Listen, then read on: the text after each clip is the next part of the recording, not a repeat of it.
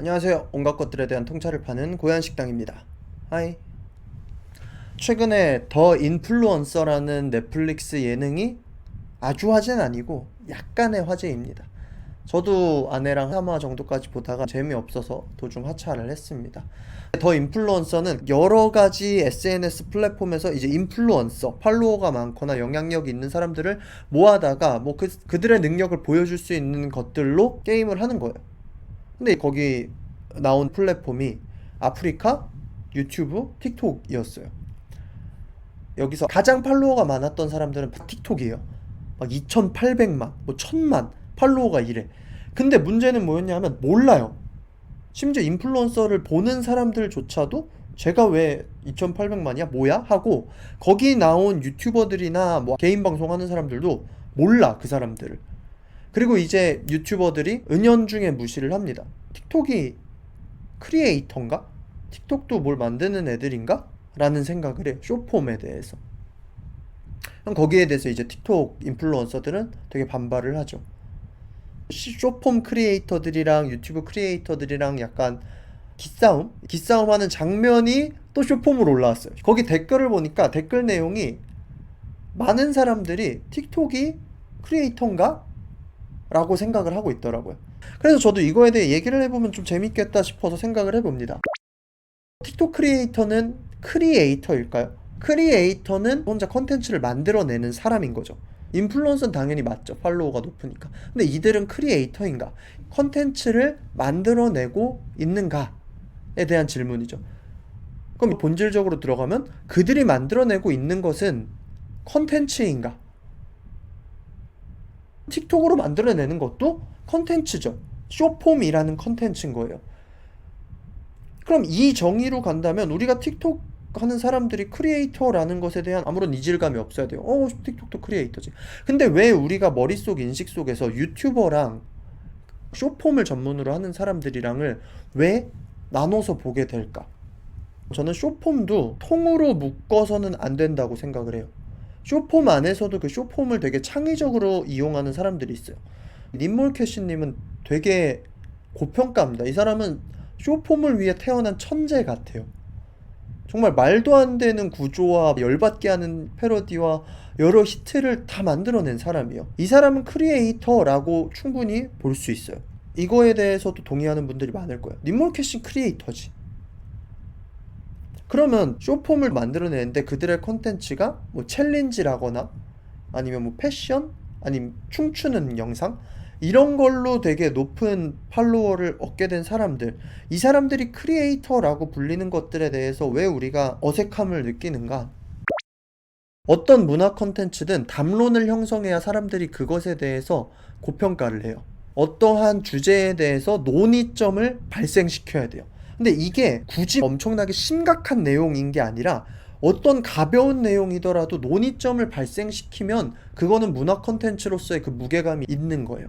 문화적으로 파장이 센 거는 뭐냐면 담론의 깊이와 그 주제가 굉장히 무겁거나 우리가 한 번쯤은 생각해 볼 만한 주제인데 그냥 지나갔던 거를 우리의 눈앞에 빵 던질 때, 그리고 심지어 그 던지는 방식이 굉장히 재밌을 때, 이거는 정말 잘 만든 문화 콘텐츠가 됩니다. 기생충이 굉장히 위대한 문화 콘텐츠였던 이유는 뭐냐 하면 사회의 체계에 대한 굉장히 무겁고 불편한 담론을 너무나 재밌게 던졌어요. 그럼 꼭 이렇게 무거운 담론만을 던져야 되느냐? 아니에요. 트랜스포머가 처음 나왔을 때 사람들이 모두 열광을 했어요. 왜 열광을 했냐 하면 단순한 액션과 그 우리가 좋아하는 변신 로봇, 그 원초적인 즐거움에 대한 담론을 던졌기 때문이에요. 야, 이런 거 좋아하잖아. 이거 사실적으로 보여주면 이러한 즐거움을 형성할 수 있잖아. 굉장히 원초적이고 오락적인 담론을 던진 거죠. 근데 한 번 던진 담론에 대해서 그것을 발전시키지 못하고 반복할 때 그 문화 콘텐츠의 무게는 떨어집니다. 그래서 트랜스포머가 그냥 똑같이 답보할수록 점점 흥행력도 떨어지고 사람들도 퇴물이라고 생각을 하는 거예요. 그럼 이제 유튜브 쪽으로 가봅시다. 뭐 빠니보틀을 좋아합니다. 거기 인플루언서에도 빠니보틀이 나왔지만 빠니보틀이 던진 담론은 무엇이었냐 하면 여행의 진짜 즐거움은 무엇인가에 대한 담론이었어요. 여행을 진짜 즐거워하는 것이 무엇인가. 그리고 그것을 솔직하게 보여주려고 하는 컨텐츠를 계속해서 찍어내고 있고, 곽튜브도 마찬가지죠. 곽튜브는 좀 더 이제 서사적인 거를 잘 담아요.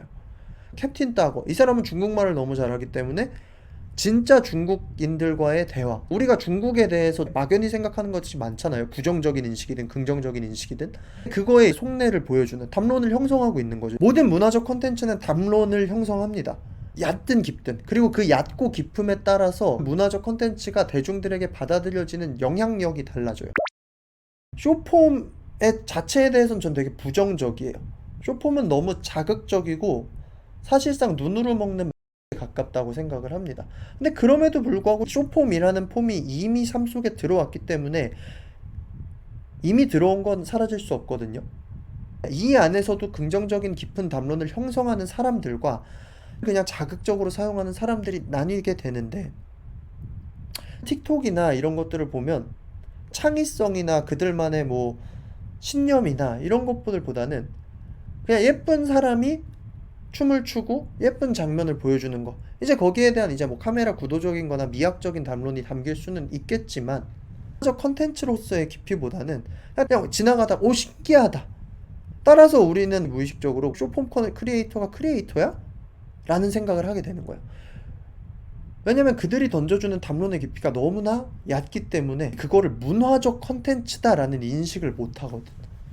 지나가다가 예쁜 사람이나 멋있는 사람을 보면 눈이 가는 것처럼 딱 그 정도를 틱톡에서 보여줘요. 예를 들어서 2리터짜리 물통을 가지고 가다가 자기 몸에 막 들이부어. 신기하잖아, 지나가다 보면. 쇼폼은 그 신기한 것들을 그냥 보여줘요. 지나가다가 보면 오씨 뭐야 할 만한 것들을. 어그로를 끌어서 인지도가 많이 생겼다면 그럼 그 사람들이 크리에이터적인 능력을 가지고 있는 것인지, 아니면 관심을 끄는 능력 단 하나인 것인지에 대해서 이제 사람들도 무의식적으로 구분을 하는 거죠. 근데 관심 끄는 능력 자체를 격하해서는 안 돼요.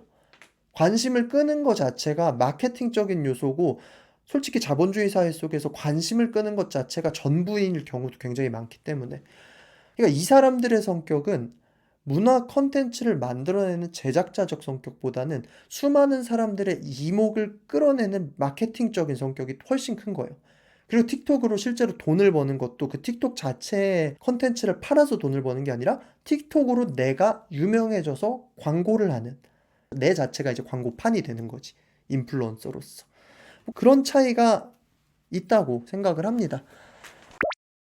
장기적으로 봤을 때 이게 옳냐 그르냐에 대한 논의는 사실 크게 의미는 없는 것 같아요. 어차피 시대는 흘러가고 벌써부터 많은 어린아이들이 쇼폼 크리에이터, 쇼폼 인플루언서를 꿈을 꿀 테니까.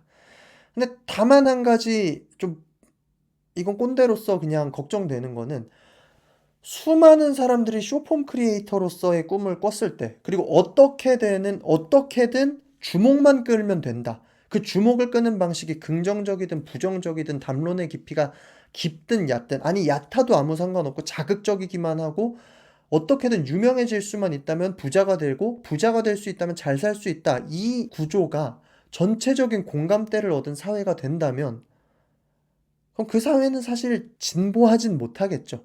퇴보하겠죠. 그래서 그런 입장에서 봤을 때 쇼폼이라는 컨텐츠 자체에 대해 부정적인 편입니다. 뭐 30대 꼰대의 치기 어린 걱정일 수도 있겠습니다. 여러분들의 생각은 어떠신지 뭐 댓글로 많이 나눠주시고요. 저는 온갖 것들에 대한 통찰을 파는 고요한 식당이고요. 구독과 좋아요는 영상 제작에 많은 도움이 됩니다. 그럼 빠이.